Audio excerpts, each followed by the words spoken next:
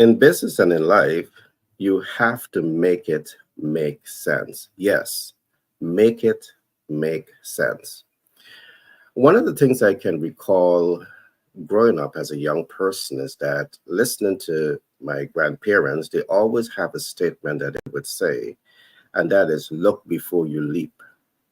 And I think that when you look before you leap, you are given a chance to extract the kind of information to make your action make sense. The other thing that I can recall hearing from them is think before you act. And again, thinking before you act really help you to go through that mental processes that can bring you at the end where you can make smarter life and business decisions. Today, we're going to be looking at a pretty interesting topic, and that is habits to win in business. And the two first concepts that I want you to start looking at is looking before you leap. Don't start a business and then you start looking and leaping. You want to look before you leap, because when you start and you then try to figure things out, for some, it might be a big mistake that's going to cost you a whole lot of money. You want to think before you act. And what we have done, we have developed a very unique platform that we call the proactive leadership that really equips you with the tools, the processes, and the systems that really allows you to look before you leap and think before you act. Why? Just let me give you a brief overview of the proactive leadership initiative. There are three essential takeaways from this program. You're taught how to think ahead, and thinking ahead is looking before you leap. You're also taught how to see beyond problems. You see, when you look before you leap, you see the problems, and you're now able to think above, beyond the problems.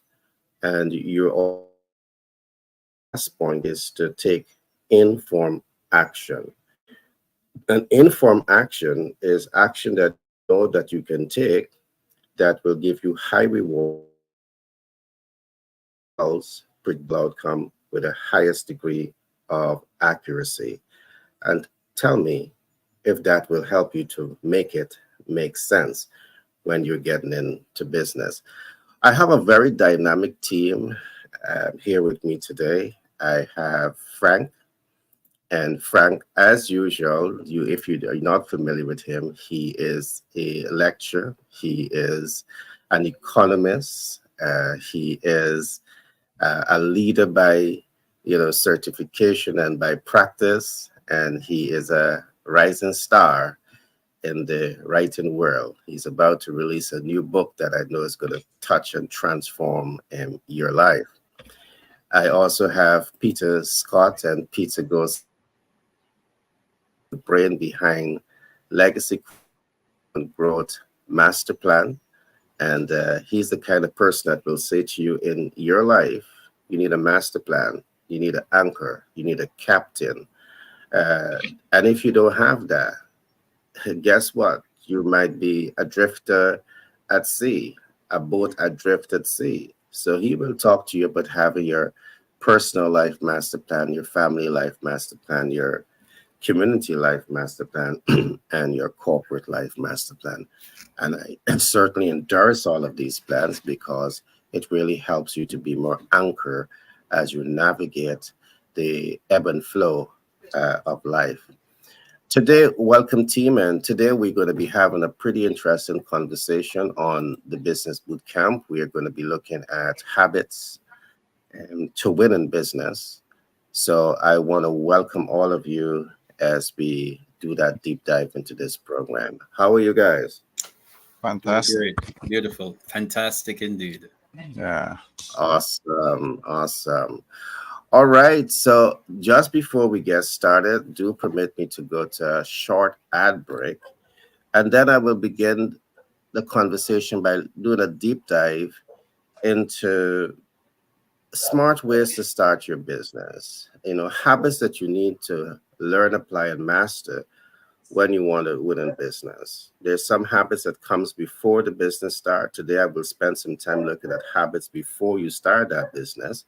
And perhaps my team would be looking at habits that you need to apply with mastery during the life cycle of that business. We will be back shortly. An influencer, it gives you the edge that separates you from the competition. The GIP initiative, the Global Influencers Partners Program, is designed to expose you to over 5 billion potential consumers across the world. When you are a rising star in business and you need visibility, reach, impact, client conversion, and cash flow optimization, positioning yourself to become a global influencer may be the ideal tool that you need in your arsenal to win in business. I encourage you to join the GIP initiative and position your business to build confidence, trust, and credibility and cash flow optimize the fastest. Welcome. And in the event that you're joining us for the first time, I want to encourage you to smash that like button, smash that subscription button. So you will be the first to get these programs that we are going to be bringing to you on a regular basis. You can also share this content with your friends. If you have friends and colleagues who are in business, I want to encourage you to share this content because, we do deep dive into all issues related to business. Now, I want to begin this presentation by looking at a pretty important subject for business. And what I want to talk about is pre-business startup, and that is your business plan. Now, again, our grandparents always say to us, look before you leap, think before you act. And developing your business plan really gives you an opportunity to have a better understanding of what you're getting into. But sometimes when I say business plan, to the average person, the average rising star in business, you don't have a clear mental picture of what the business plan is and how the business plan is going to help you to look before you leap and think before you act. So I will spend some time today doing a broad overview of what this represents. Now, one of the first benefits of developing your business plan, they may refer to it as doing your executive summary. The executive summary is a research piece of document that really says to you, this is the reason why I'm doing what I'm doing. All right. It tells you the market size, the market potential to cash flow. The executive summary is a research piece of document. You are using data to develop your executive summary. I'm going to break down the executive summary even further. But then the executive summary is not just for you, because a rising star in business, you may not have the disposable income. So it makes sense to have the business plan because you're going to be talking to your bankers, you're going to be talking to private equity investors, you're going to be talking to potential investors who wants to invest with you. And before they make an investment decision, they are going to want to see your business plan, and your business plan must make sense to them. You have to make it make sense. That's the only way you're going to be able to attract the kind of critical stakeholders to help you move your vision forward. So let's break down this executive summary further. It's about identifying your project activities. That's one of the first things that you want to establish. And to identify your project activity, it means that before you get anything started, you're asking yourself, should I become an SCP? Should I build an organization, an institution around the skill sets of an SCP? Now, what is an SCP? An SCP could be a sales communication professional. So because you're looking before you leap, because you're thinking before you act, because you're being proactive, you can say, okay, I want to build an entire organization that are based on sales communication professional. Why? Because you're seeing that every single business success depends on the sales communication professional. There's not a successful business that I know, unless it's a charity, that is going to attain success unless you have the mighty muscles of the sales communication professional. So taking the time to understand your project activity is important, because not taking the time to look before you leap, to think before you act in this regard, the possibility exists that you may select a project activity that is not viable. I've just given you a viable project area that every single business that wants to cash flow optimize needs to understand. And your project document, you wanted to give this type of justification to you and the potential investor. So when you take the time to carefully select your project activities based on data, it's a habit that you need. All right. And when you have this habit, because you're research driven, you're able to make better, smarter business decisions. When investors see that you are thinking through your processes in this detailed manner, in this clinical manner, they're more happy to put their investment dollars behind you. So that's the first thing that you want to be looking at. I'm just breaking down what your executive summary is supposed to be representing, and by extension, what the business plan should be looking at. These are all habits that you need to win in business, and this is all pre-business startup. I'm going to just cover three concepts here at the beginning here. The next thing that you want to look at is how you add in value, how you fix in problems.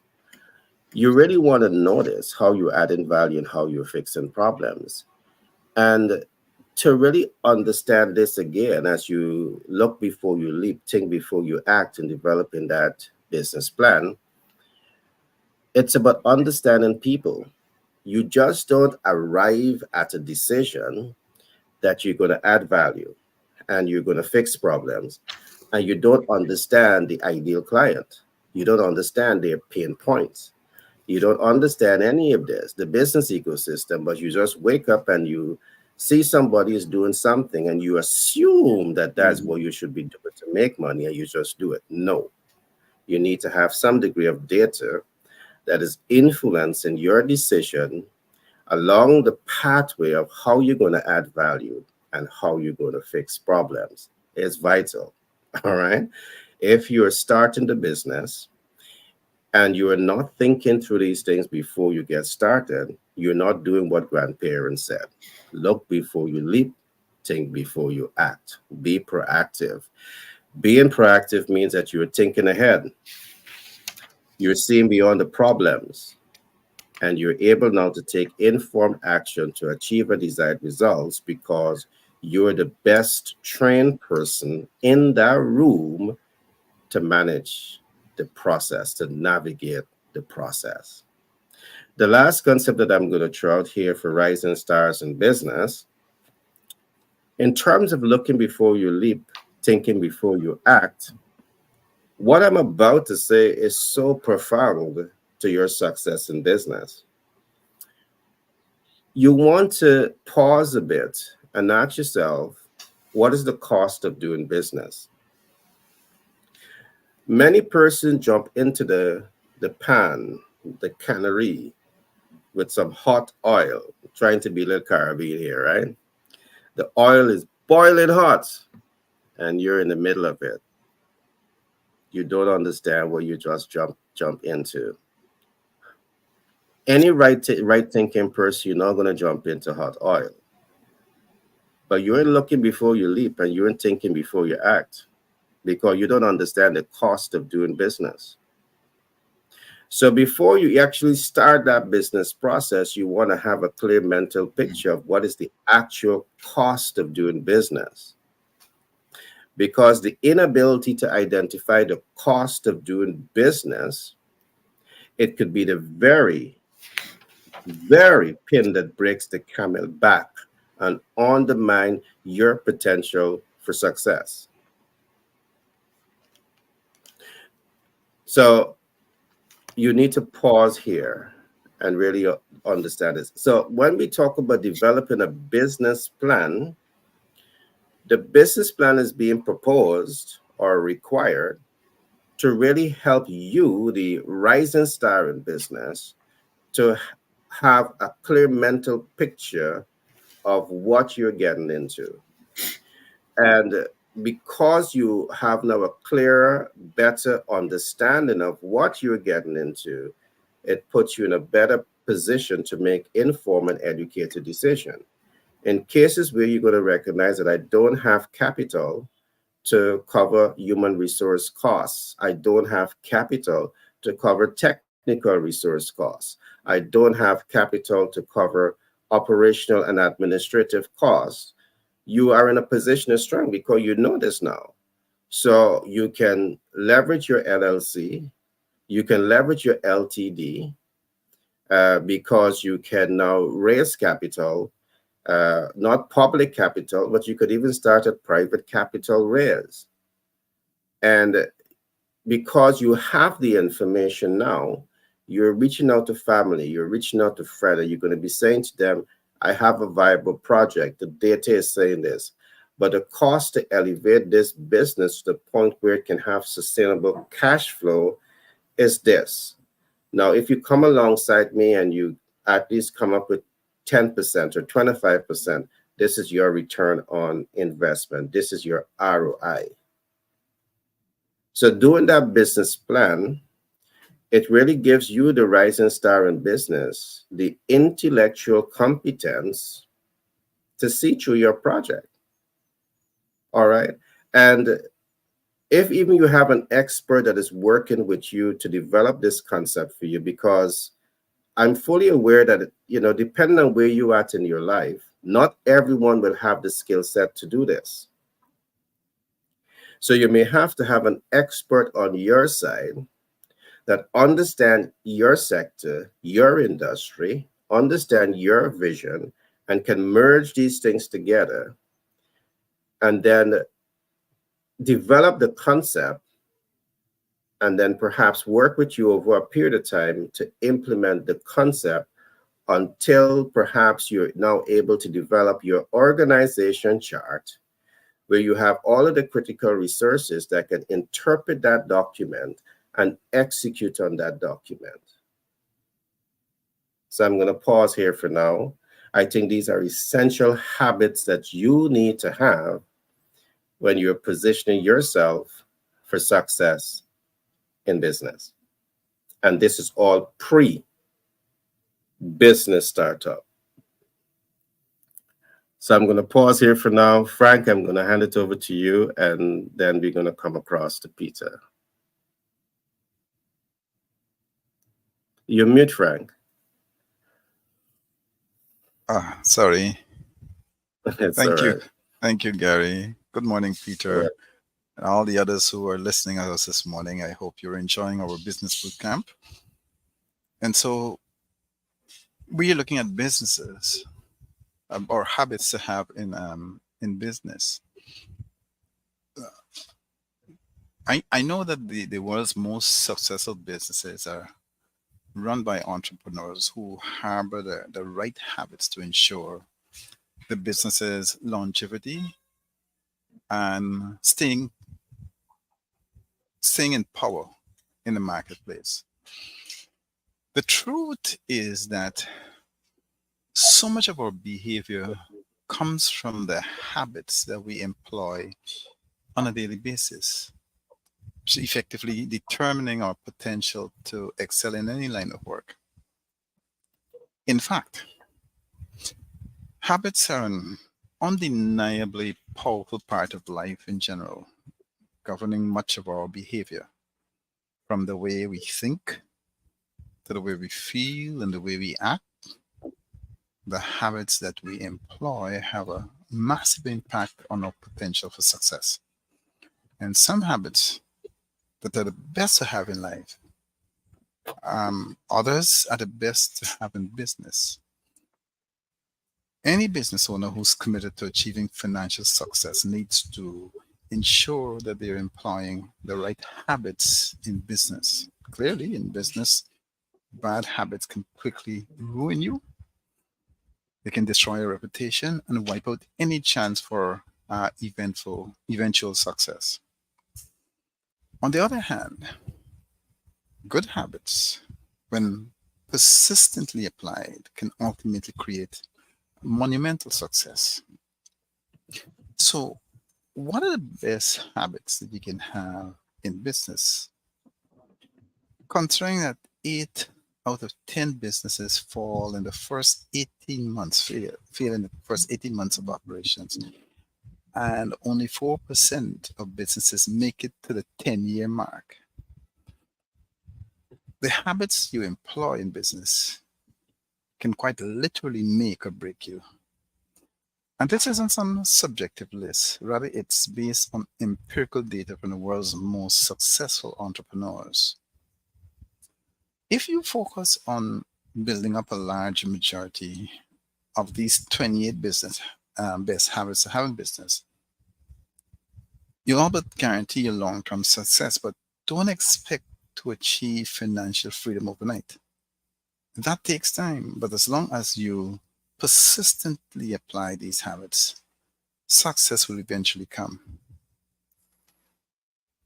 I'll give you some of the habits that you have. I want to know how many of the following habits that I'm telling you about are you employing right now in your life?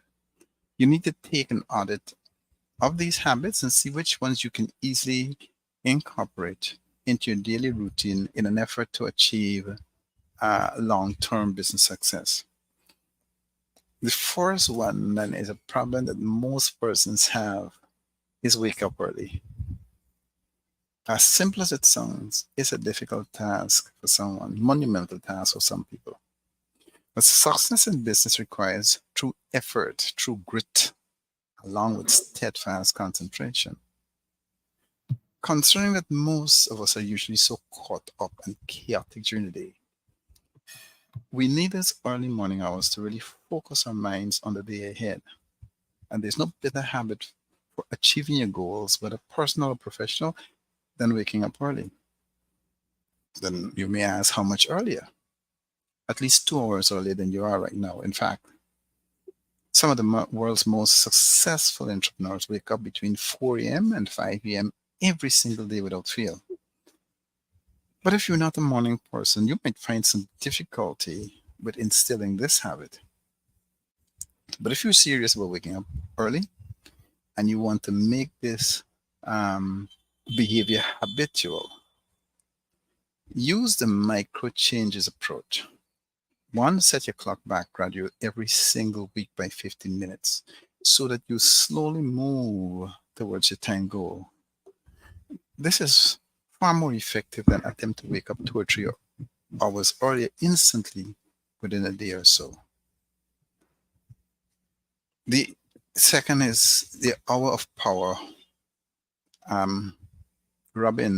Anthony Robbins refers to the initial part of the day as being the most important. When all the so-called magic happens, it's a time for pure focus and clarity. But once you achieve the habit of waking up early, you need to time yourself in order to get your health, wellness, and mind in sync. Just take the time to interweave a powerful early morning routine into your day where you can focus your efforts on the task ahead and enact some kind of exercise and devotion routine. Start with just 10 minutes per day with this habit and allow it to grow and morph into your hour of power over time. Keep in mind that it takes 18 to 254 days for habits to be solidify in the mind. And you can't expect to go from 0 to hero overnight. Take the long-term micro changes approach to any habit, including your hour of power. If you want to ensure that you see things through and don't get frustrated with the difficulties that might ensue by trying to do too much too fast. The third one is to stay inspired. Considering the difficulties involved with building a notable business, it is important to stay inspired. Find something that inspires you every day. whether it's an audiobook, some TED talk, or a blog post that will help keep all pistons fire at full steam. For most people, it helps to find someone who has achieved the success that they're after and model after them. They search for any material they can find from that person in an effort to keep them focused on the proverbial prize. Find your source of inspiration. Seek it out every single morning and stay focused on your dreams. The truth is that some of the most famous person or people who fail in business have also been the most successful. How they do that? They stay inspired. They keep the dream alive in their minds. Without the daily source of inspiration, their success would not have been possible. You need to set daily business goals. Any entrepreneur, any business leader who's serious about achieving monumental success in business needs to set business goal, but not just long-term business goal. They need to set goals for their business every single day. These act like markers or milestones on the way to the bigger and more out-of-reach goals that seem so far off. Setting daily goals for your business should be done early in the morning when your mind is fresh. Come up with a metric that you can measure and ensure that you work towards that every single day. Break down your longer term goals into daily goals so that you can have a short term target towards accomplishing your dreams. The fifth one is to achieve inbox zero. Studies confirm that clutter results in a loss of focus, not just physical clutter. Today, it's also the virtual clutter in our lives that helps to decrease our ability to focus. And more often than not, our email inboxes are a completely disaster, cluttered with a million things that range from spam all the way up to important items that require our attention. If you make it a habit to sort, organize, and discard emails as soon as they come in, life will be easier. So you set up filters and you set up rules if you have to, and take advantage of automation that exists through some of the largest email providers. If you don't have all that automation, make it a priority to keep your inbox empty nearly all the time. I'll come back and I'll give you some other advice on how to have and stay with best habits for your business. Over to you, Gary. All right, great share. Stay declutter. It almost reminds me of the MVO. Focus on the minimum viable offer. Keep it simple. Declutter. Great points, Frank, and I trust that the audience across the world who are listening to today's program are finding substance in what is being presented to you today. I want to encourage you to do remember to like, subscribe, and share. So you will be the first to get these content that we are bringing to you on a regular basis. You have a friend, call a friend, tell a friend that the Business Boot Camp is on, and we are discussing everything business. Of course, we do things on the softer side in the morning because it's early in the morning. We just want to give you some inspiration and motivation to be the best version of yourself in business. Peter Scott, all to you, my friend. You're mute.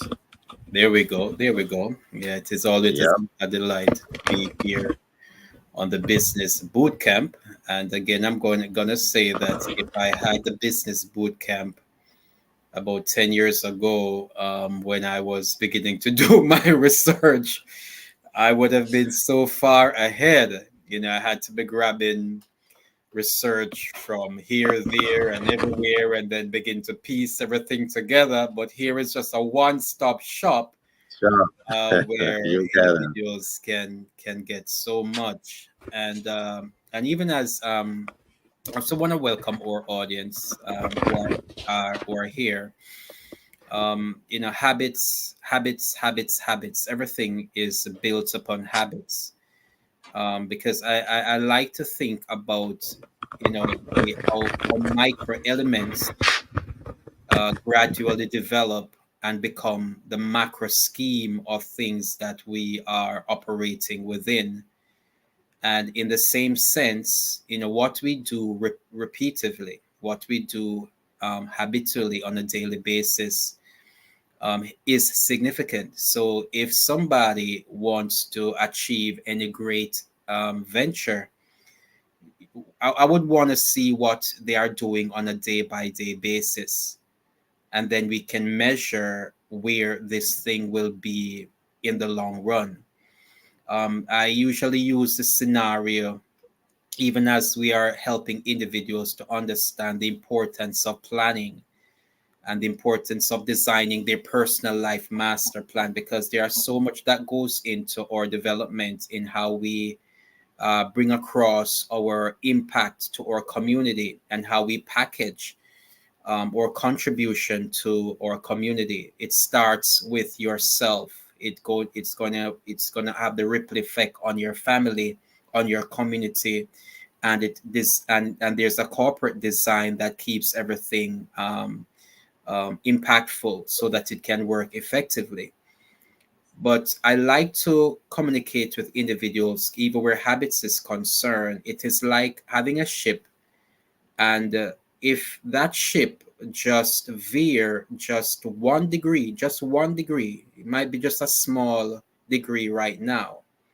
It just veers off 1 degree.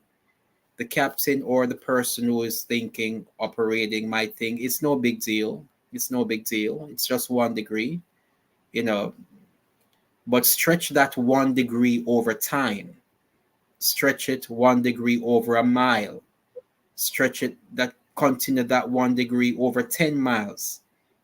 You are so that ship will be so off chart that it would take a complete revolution to bring it back on to its destination. Habits is similarly to that. Just 1 degree off, just 1 degree from what you are not supposed to be doing can take you so much far off. But even as Frank spoke a while ago about, even to take, you have a large goal that you want to achieve.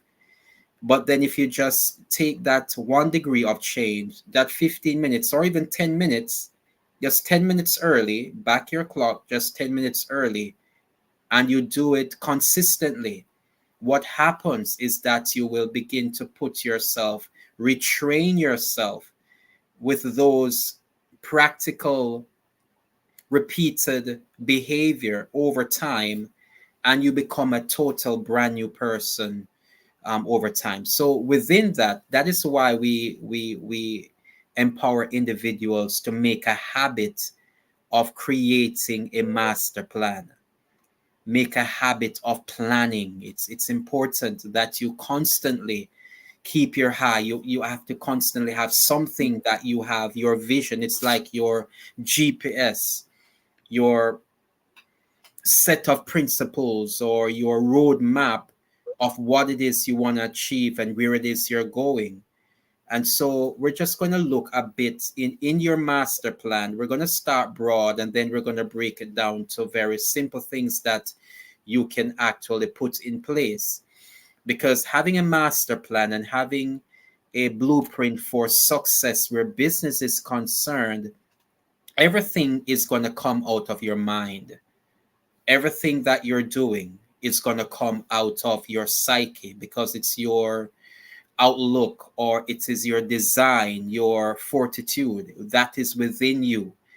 And when you're talking about who are the you that you are talking about, it's going to boil down to your psyche, which is your mind, and everything you thought, your emotions, everything that you want to project into the world comes out of your mind. So you want to make a habit of protecting your mind at all cost. And my background is pastoral, and there's a scripture in Proverb, and Jesus repeated it in the New Testament. It says, Keep your heart with all diligence. Keep that central space, that central core uh, place of your life with all diligence, because out of it comes the issues of life. So you want to practice daily to protect your mind. Careful, be very careful in what goes into your mind. Be careful what you are viewing on television. Be careful what you're listening to. Be careful what you're exposing yourself to, the kind of ideas that you're exposing yourself to, because everything acts like that 1 degree of change that can take you off chart or make you even more focused in what it is that you are trying to accomplish as you are building your business.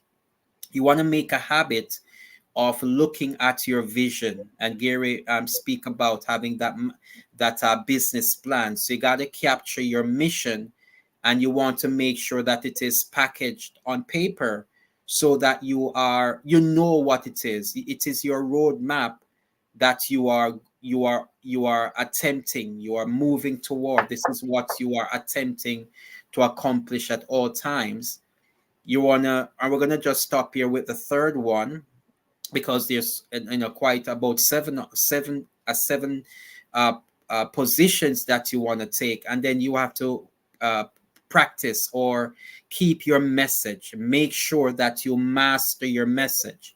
So you're going to master your mind. Everything that you do concerning your business is a product of your mind, and your mind is going to produce your mission, and your mission is going to produce your message.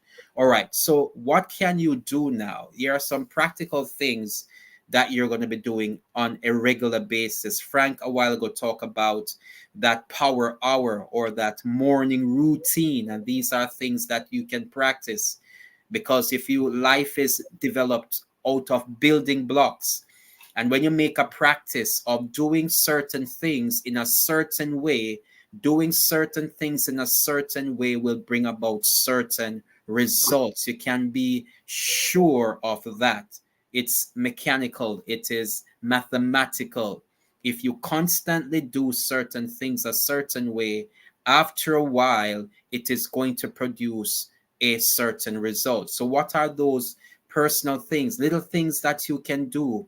That everything that I mentioned a while ago, everything that Gary spoke about, everything that Frank was speaking about boils down to just three basic things that you can do every day. And one of that thing is evaluation. If you constantly evaluate everything, you make a practice of doing your evaluation, your personal analysis. You got to constantly evaluate. So when you get up in the morning, you're going to evaluate what you did yesterday. You're going to evaluate what you want to do today. You're going to evaluate all the components that goes into your business, and the mission and the people that you're trying to serve. If you constantly evaluate, if you constantly rehash what it is that you are doing, your purpose, your mission, everything, just evaluate, constantly evaluate every day. You will see things that yesterday you didn't see it. And when you do it in that, as Gary mentioned, that early morning, and Frank also mentioned, yes, that early morning session, when everything is fresh, your acumens, you're fresh, your thoughts are fresh, and you are have that energy before you go into the day's activity. Evaluate, and then you want to document. So evaluation and then documentation, because as you are making your evaluation, new ideas is gonna be coming to you. So as these ideas, something that little thing that spark your attention, you want to go into documentation. So you write it down. So you constantly need to have one of these with you every day, everywhere you're traveling, everywhere you're going. You need this is one of two of your, if you're going to be successful, these two tools is one of the most two of the most powerful things that you're going to have. because you're going to need to make your documentations. As you're doing your evaluation, you're going to need to be documenting. And Gary mentioned quite a few times about um, having your being able to get your data. Everything is data driven. So data can only be driven when it is documented, because now you have it. It's going to add to your evaluation. It's going to help you to see more clearly. And now, so you have your documentation, but you're not just going to evaluate and have your evaluation and your documentation just for evaluating and documenting. You're going to have your implementation. So you're going to have your evaluation, you're going to have your documentation, you're going to also make a habit of implementation. You got to do it. You got to do it. So that thing, that idea, that telephone call, that thought that you have comes out of your evaluation, and you jot it down because you want to remember it. You're going to constant documentation is important, because you need to, there are some things that it comes to you, that brilliant idea comes to you, and if you do not write it down and you put it off, that you're gonna you'll write it down the road. Sometimes what I have to do, the idea comes there and then I pull off the road. If I'm driving, I pull off the road and make sure that I write it down, because an hour, the thought comes. No, you need to write, but you can't remember what it is. You just know that it was something important that you needed to have documented, because now you need to do it, but because you did not document it, you don't remember what it is that you need to do. So implementation, documentation, evaluation, make it an habit, a daily habit every day, and you'll be surprised that 1 degree, like Frank says, just doing that clock 15 minutes, you'll get yourself in par with whatever it is that you need to do in those bigger domains of what you want to accomplish. Back to you, Gary. Great share. You begin to sound like a project management practitioner. I've been around Chevrolet long enough. You're rubbing shoulders. Frank, yes, you rub his shoulder when he log out, right? Which is good, Yes. because in project management we always talk about that, documenting lessons learned, evaluating lessons learned, always looking at best practices, what to, avoid or what to optimize. So documentation, I love how you emphasize it, because it's a vital habit for you to have when you want to grow and scale in business. Great share. I want to go deeper into habits that you want to learn, apply, and master even before you start the business startup process. Before the business is started, there's a number of things that you want to be thinking about and you want to master, because failing to build healthy habits around these things can set the stage to push you forward or set the stage to pull you down very fast. So I'm going to go through a couple of things here. In business, we often talk about essential facts like human resource needs and technical resource needs and capital resource needs. And this should not be a casual event. You want to pause a bit and really ask yourself, what are the best human resources to function across the organization?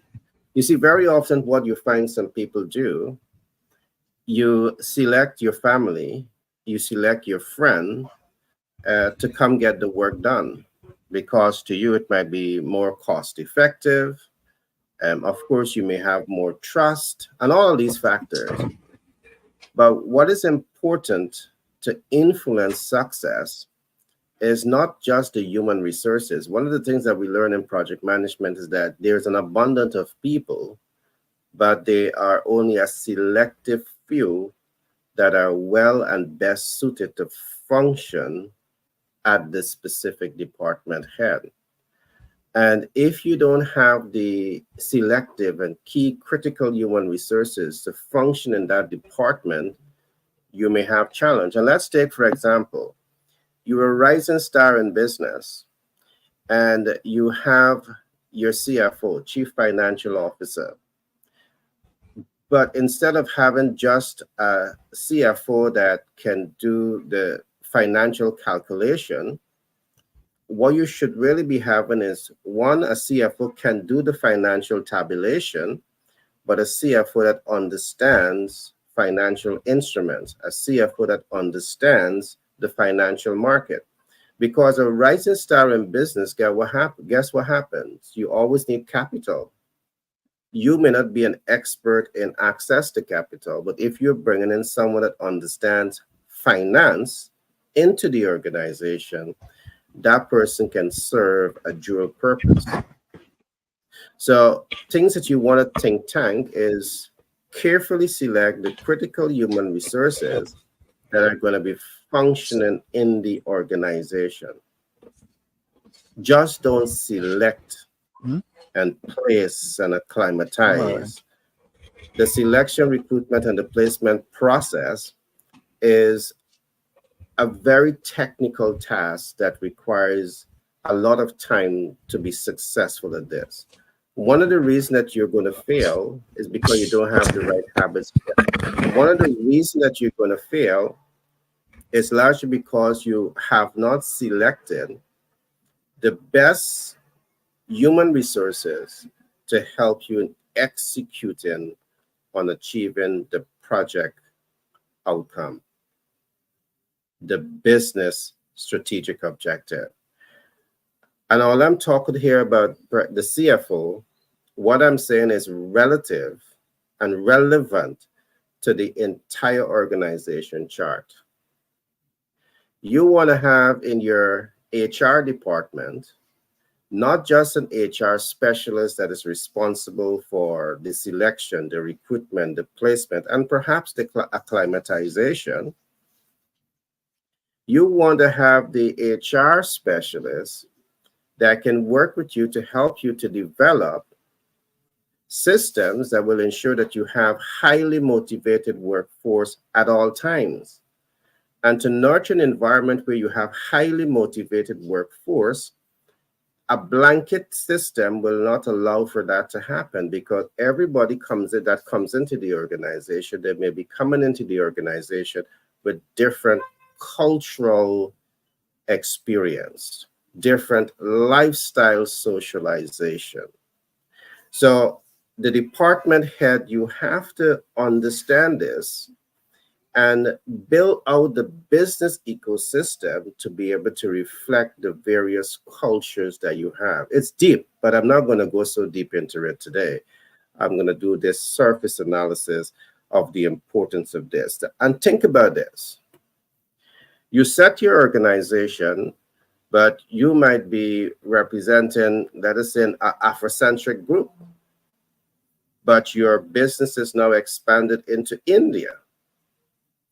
And the cultural experience within the organization is Afrocentric group. So it's not set to also make the Indians or a different ethnic group or culture feels as though they're part of your ecosystem. They feel as though they're coming into something different, something new, instead of they're coming into what they're accustomed to, what they love, what keeps them excited and happy and motivated.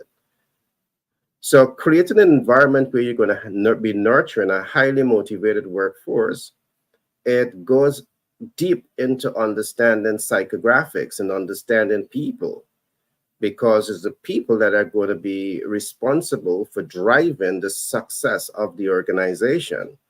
And if the HR specialist is not really taking time to see the broad ecosystem in this regard and set up that environment where you have what I call A system that is set to nurture self-actualization, perhaps they're doing you harm than good. So I'm just giving you a broad eye view of how you need to, habits that you need to form in this regards. So you have the human resource to look at, you have the technical resource to look at, and I have spoken very briefly at the beginning about capital resource. Your business, as you grow and expand, you will always have need for capital. And you want to select human resources to function on the based on the organization chart, that when you say, hey, the company need access to capital, they can say to you, well, we have various type of financial instruments. We have debt, we have equity, we have credit, we have creative financing, we have hard money lending, we have business funding. And they say, okay, this is how we can access it.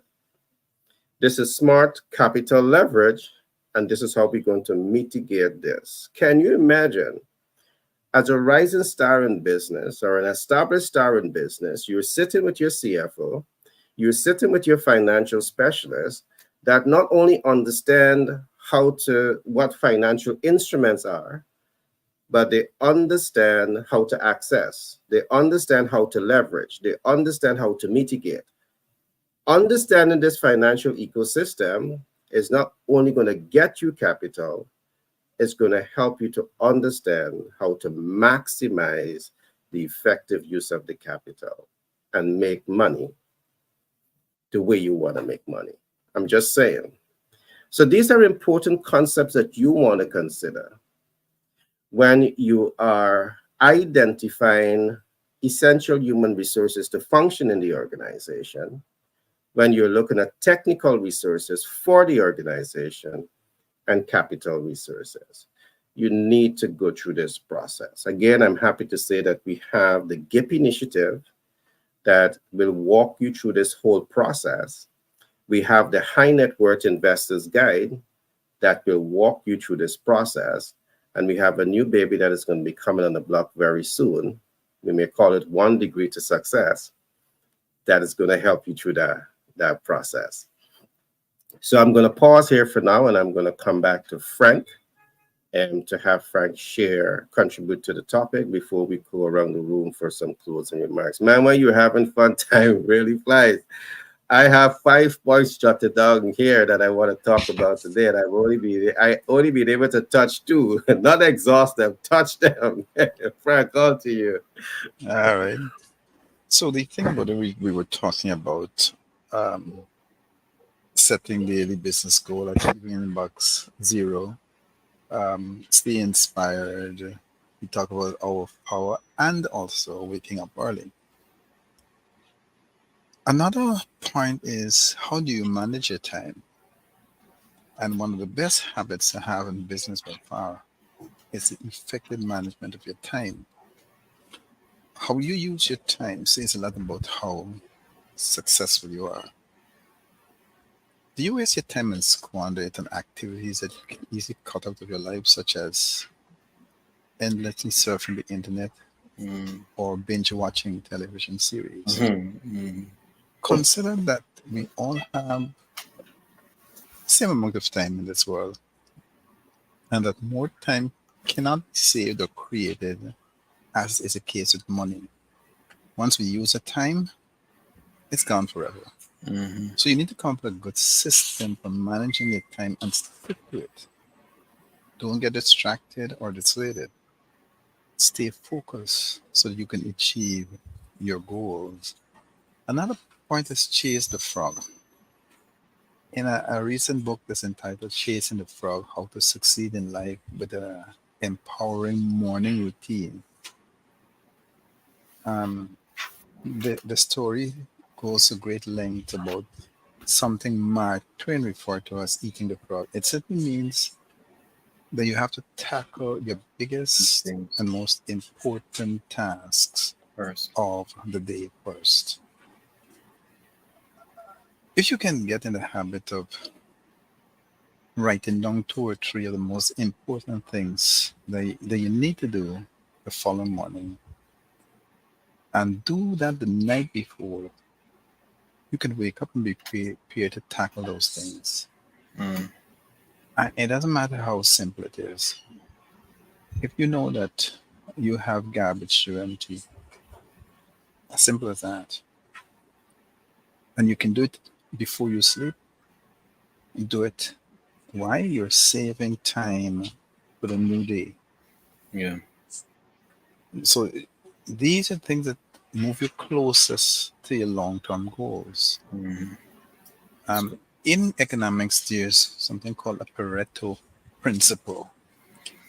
It's also known as the 80-20 rule. It states that 80% of the results come from 20% 20% of the activity. efforts. Mhm. In business, this is an invaluable resource and tool for effectively scaling out your numbers. In sales, this also states that 80% of the incomes comes from 20% of the customers. Not only that, but within that 20%, the 80-20 rule also holds true, meaning that 80% of the income from the 20% also comes from 20%. That means 4% or a very small percentage of customers are driving a large majority of the sales. What you need to do is find your 80-20 rule in sales or in anywhere else in business and scale it out every single day. You need to track and analyze. As a plane travels from one point in the world to another, it tracks and analyzes its progress moment by moment. It knows its speed, the altitude, direction of travel, and a million other factors every second during that journey. Because the plane knows that it can make adjustments when necessary in order to reach its goal of arriving on time. The point: the more detailed the metrics, and the more often you track things, the more likely you'll be able to move towards goal to your goal and know what's working and know what's not working. Pick a metric for your business and track it every single day without fail, or track it every hour of that day. You do whatever it takes to analyze and understand what's working and what's not. The other point is you need to network. If you want success in business, it has very much to do with networking. It is not always about what you know, what you have, or what you're even capable of. It's who you know that can really make a difference. And clearly, most people understand this, but not everyone enlists the habit of networking into their daily routines. So, networking every single day, spending at least 1 hour meeting with people, speaking with people, or collaborating with people, and find out where you can add value to the equation. Don't look for something in return. Simply try to help others, find ways to guide people in the right direction and add value to their business. Eventually, they'll come around to help you or introduce you to someone who will make an earth shattering difference in your business. So, what is saying? Don't be selfish. Share. Connect with people is another thing that, just like networking, and often we're so caught up in trying to make the extra dollar that we forget to connect with others. This is just about connecting with customers. Of course, it's important, but this is about simply connecting with others on a deeper level, not a superficial one. You ask them over their lives, learn something new. Maybe you walk with a great story or learning experience. Seek out ways you can connect with people that are already in life, along with finding others that are not in your life. Listen to them when they speak. I mean, listen, be inquisitive, be curious, learn about their lives, figure out what makes them tick. And you'll feel mentally, spiritually, and emotionally more sated, allowing you to better focus your mind on that proverbial prize. And then you need to add value. Too many run business solely for profit. Sure, profit is important. Money makes the world go round. But the most successful people and most prominent businesses have added the most value in the world. And if you're not adding value in business, you're wasting time. Never try to cut corners or take shortcuts. You have to do the most amount of work for the least initial return if you want to experience true success, not the other way around. And if you constantly search for ways you can add value, you forget about your personal financial problems or goals at the outset. Sounds counterproductive, but it's the best long term strategy for achieving massive business success. Over to you, Gary. All right. Those were some solid points. And I'm going to take you up on the last one, which is when you focus on adding value and fixing problems, and you're able to rise to the occasion to do this well enough, guess what you're doing? You're building public confidence, you're building public trust, you're building public credibility. And when you have built up or invested in building up all of this, these are habits that you need, because that's what's going to translate into continuous cash flow coming into the business. So Frank is right. When you focus on satisfying the interests of the ideal client, by default, they will invest in you. By default, they will continue to help you to grow financially. So I love that statement. But Frank, this is not a challenge to you. This is a challenge to some of the authors out there. I do believe that there's a lot of conversation today about time management. And I want to blanketly say this: you can't manage what you can't control. But I'm happy that you would have said, Frank, in as you talk about time management, you more spoke about self-management. When I listened to you, I heard self-management. So I don't know if you figure it out, because it's easier to manage yourself against time as against managing time against you. You can't manage something that you can't control. All right. So I just want to put that out there. But you were very solid when you said we all have the same amount of time, but it is our ability to sit down and develop clear goals in terms of what we want to accomplish in our business and apply ourselves effectively and in the right way. Because again, if you don't have the right mentor and the right coach, you're going to undermine your chances for success. All right. So I just wanted to put that bit out there, but that was a brilliant share, Frank, and love it. Peter, I'm going to come to you now for your thoughts and closing remarks. Yeah, and as we, and I like what both, as you were, expanding some more on what Frank said about the management of time, and indeed, um, time is one of those things that it's easier if we look at ourselves, if we focus on ourselves in working in alignment with time, than to try to fit time around ourselves.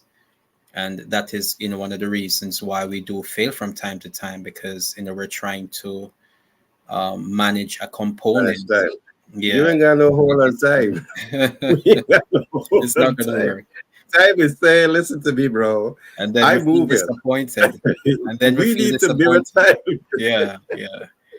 It's best when you package ourselves. And so in that being said, as we're doing I mentioned a while ago, individuals doing the evaluation, and this is why these concepts and these practices is so important when we are doing that evaluation, because time, you're evaluating ourselves.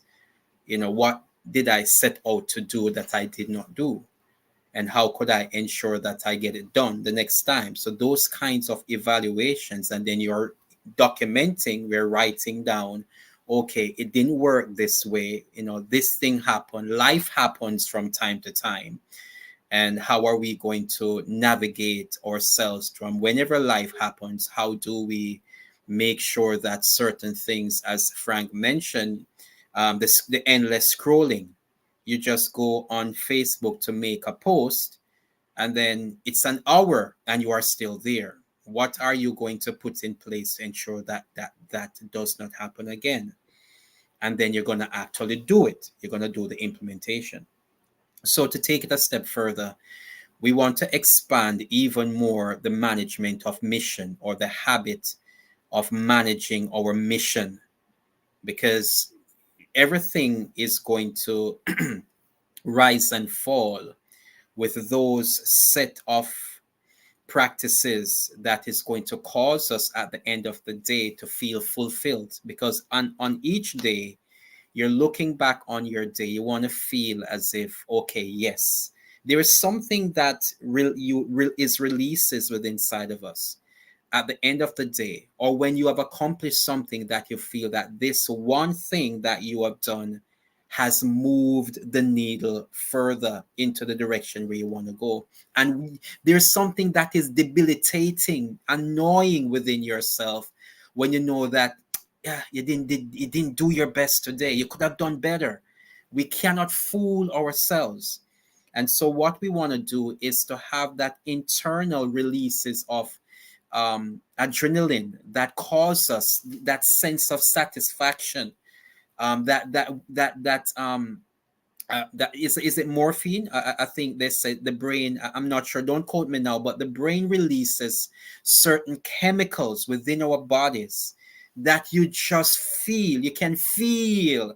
You may not even be able to measure it, but you know that that thing that you did has caused something else to happen, and you know that you are moving forward. So how do we actually package that? And I say that we can package it in 3 P's. We can package this in 3 P's as we're building those habits. You wanna be clear about your purpose. You want to be clear about your purpose. And to understand your purpose, that again is a very huge concept, because you can live your entire life not knowing what your purpose is, because purpose unfolds over time. Purpose is not something that it is at the end of your life that your purpose will eventually show that you have done it. A lot of persons who have accomplished great things, while they were doing it, they didn't know. It just happens. It just happens and fall in place as they move forward. But we need to have a sense of purpose anyhow. So how do we have this sense of purpose, and how do we create habits that is going to give us that sense of purpose? What I would say, one of the things that you can do is understand your passion. Understand your passion. What is that thing that it is just this ardent affection, something that it moves you. It is something that strong feeling of enthusiasm. When you think about certain things, it just make you, it just raise the hair on the back of your neck. Certain things, it releases certain emotion about you, inside of you. When you begin to manage and grasp those things, you are beginning to move in the direction of purpose, because there are some things that life communicates to you, that you are the man for the job, that you are the woman for that job.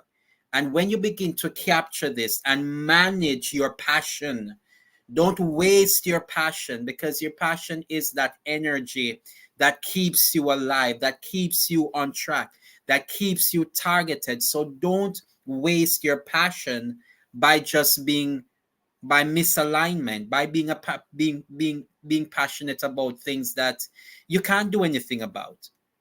There's a host of things that you can become angry about, but at the end of the day, what can you do about it? If you can't do anything about it, then leave it alone. That's not something that you need to focus on.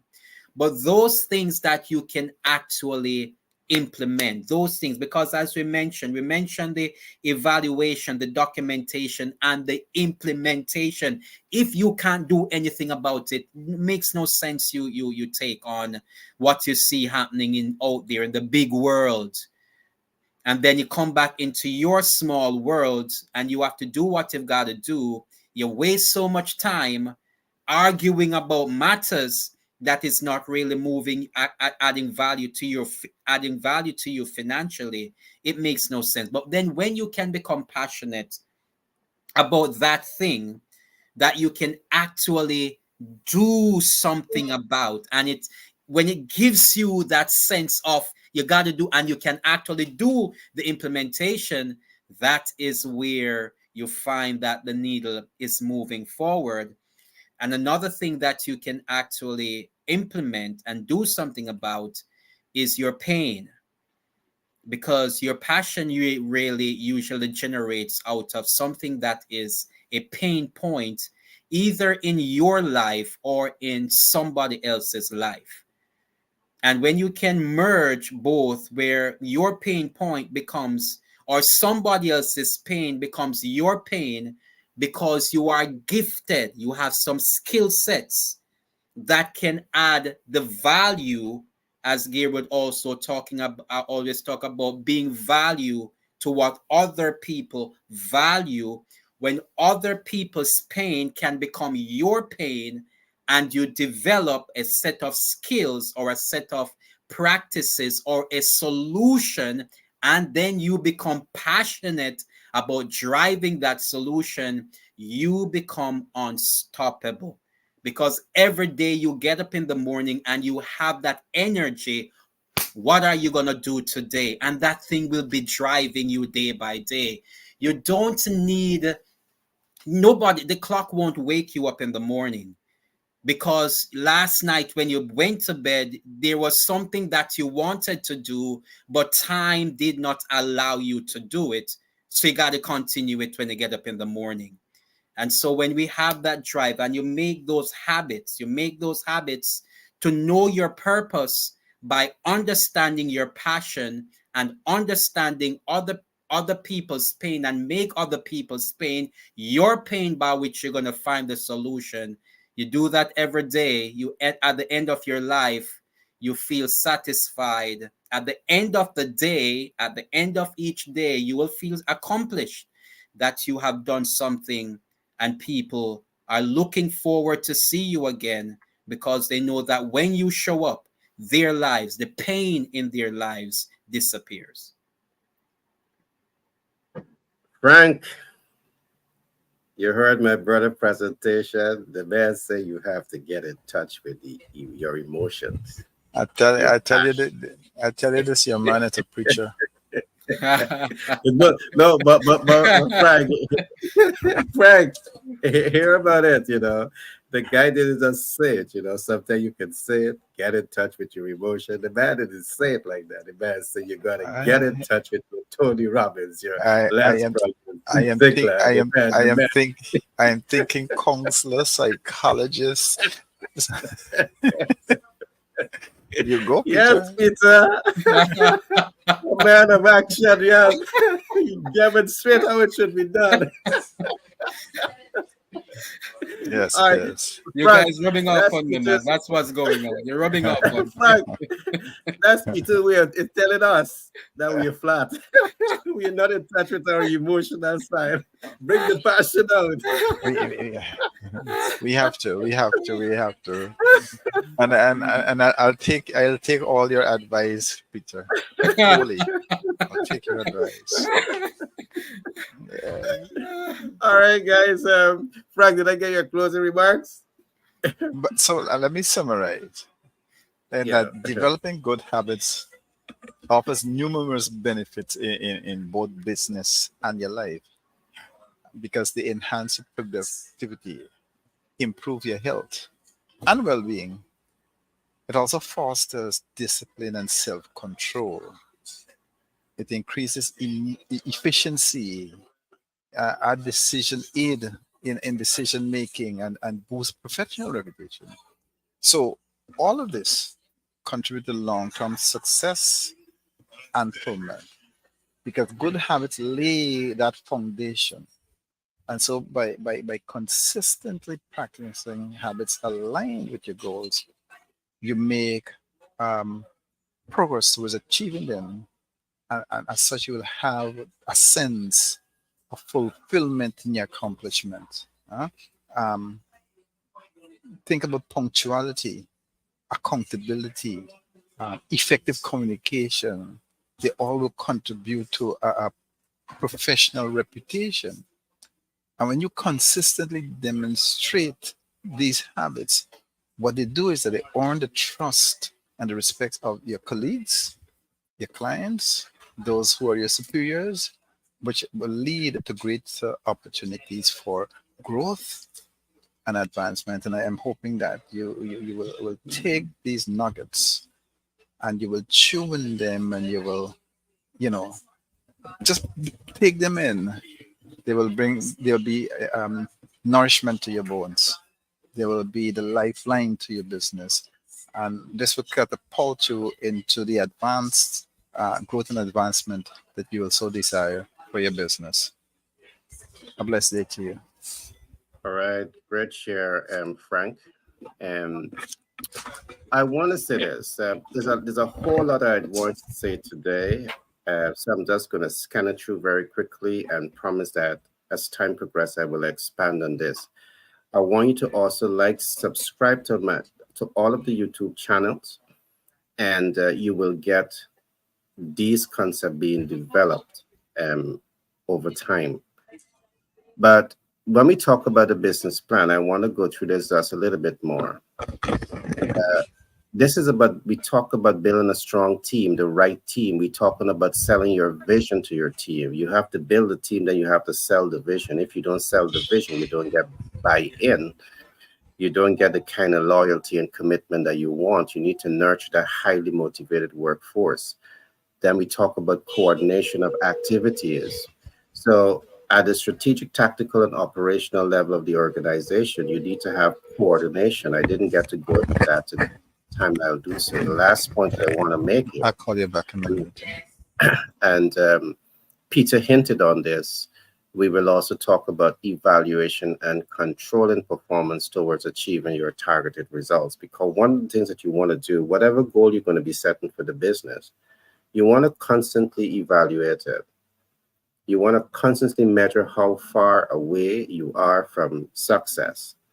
And you want to ensure that you have what we call control mechanism in place. There's configuration management systems that are in place. And if your project is going over budget, is going over time, you can pull it back.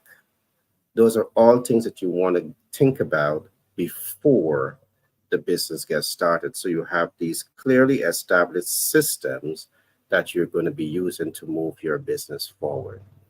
Over time, we will go into all of that, but I trust that you had a lot of food for thoughts today. Perhaps next week, Wednesday, we can come back at this and go deeper into it to ensure that you have more to chew on, as Frank would have said. Now, I want to thank my team leaders for being here today. Frank is an exceptional individual. He is an economist by profession. He is a practicing leader specialist, and he's about to release his new book. And I can't wait to get my hands on that book because I know it's going to truly touch and transform your life. We also have Peter, and Peter is a tremendous guy. He is the brain behind Legacy Chronicle Human Growth Master Plan, which is no easy plan. There are many human beings today who are drifting through life, and Peter is saying to you, pause, no more drifting. Let us help you develop your master plan. Let us help you to get perspective on your life. Let us help you to take the kind of action to position your life for greatness. And that's how committed he is. He's a theologist. He's a man of religion. So when he comes to you, he's speaking to you from that compassionate side that wants to see the best happening for you and happen for you now. So these are the dynamic persons that we have today that are sitting with you in your living room. And thanks for inviting us into your living room, your car, and wherever you are, because we're here with a mission. And that mission is to provide you with the content of information that can transform your life and transform the way you do business. So with that, I want to thank my team for being here today. And we look forward to doing this again with you and tomorrow. So with that being said, I want to say goodbye to the audience. Do have a beautiful midweek and a beautiful rest of the week in front of you. Thanks, guy. Welcome.